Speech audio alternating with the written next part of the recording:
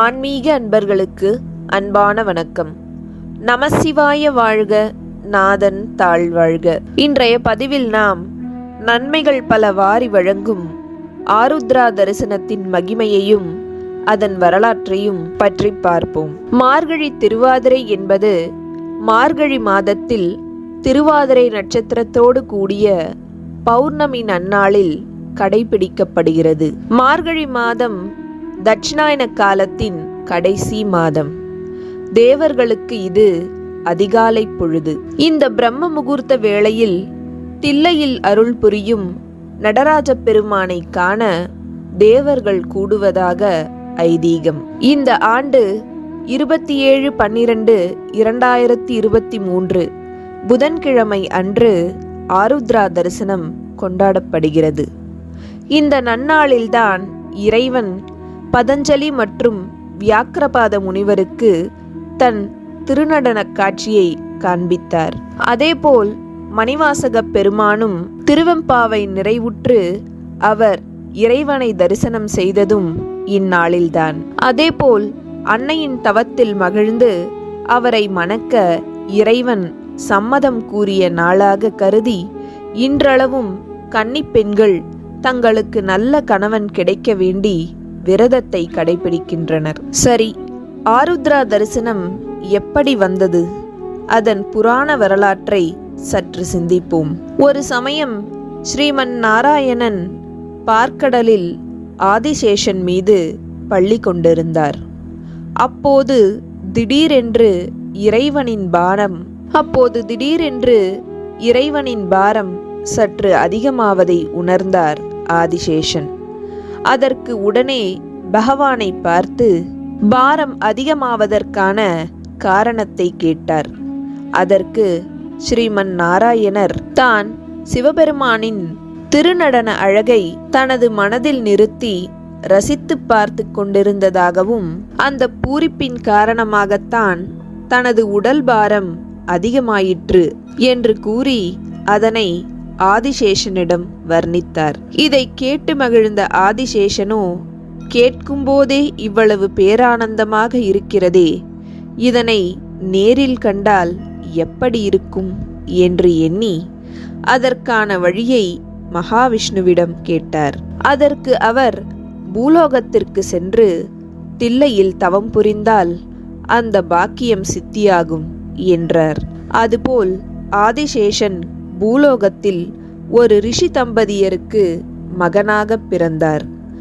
உரிய பருவம் அடைந்தவுடன் தில்லையில் தவமியற்றத் தொடங்கினார்.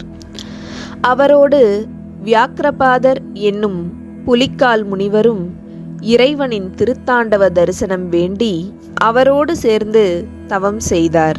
இவர்கள் இருவருக்கும் அருள் புரிய இறைவன் திருவுள்ளம் கொண்டார். திருவாதிரை நன்னாளில் அவர்களுக்கு தரிசனம் அளித்து திருத்தாண்டவத்தை ஆடி அனைவரையும் மகிழச் செய்தார் என்பது புராண வரலாற்று நிகழ்வு.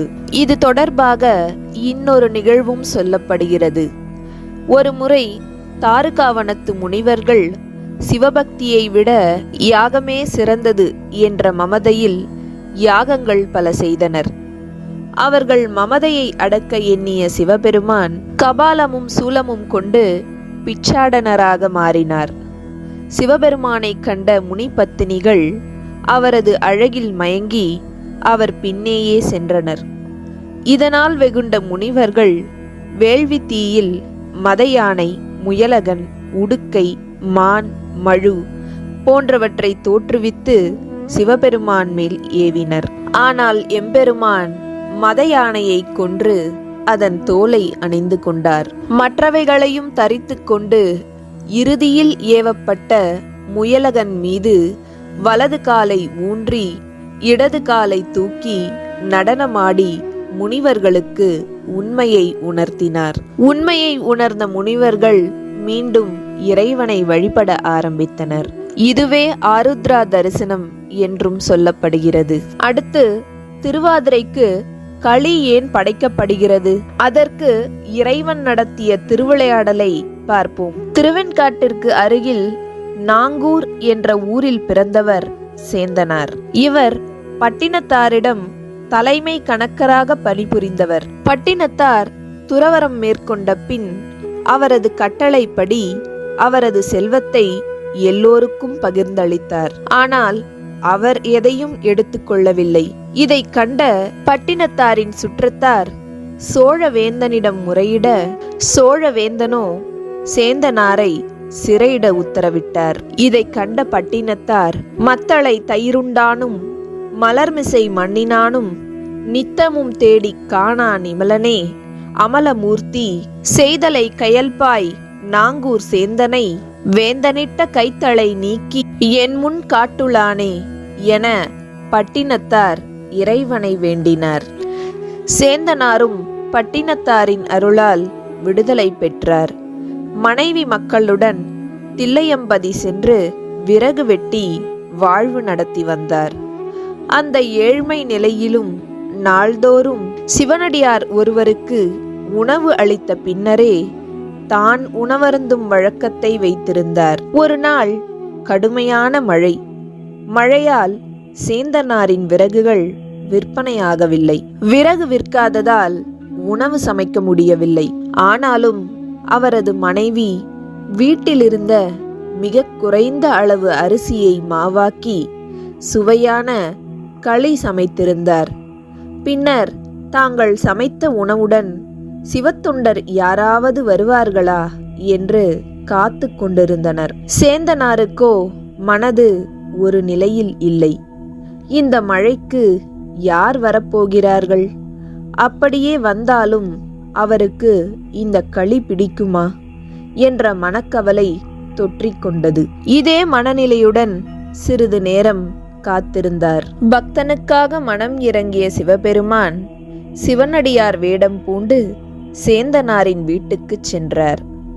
சேந்தனாரிடம் உண்ண உணவு ஏதாவது இருக்கிறதா என்று கேட்டார். அவரோ அகம் மகிழ்ந்து களியை அவருக்கு அன்போடு அளித்தார். அதை அன்போடு மனம் மகிழ்ந்து ஏற்றுக்கொண்டார் சிவபெருமான்.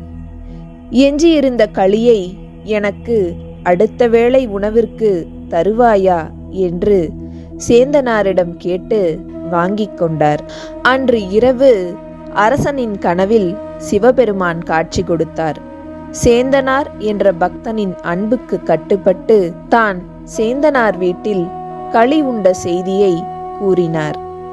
மறுநாள் அதிகாலை வழக்கம்போல் தில்லைவாழ் அந்தணர்கள் சிதம்பரம் திருக்கோவிலின் கருவறையை திறந்தார்கள்.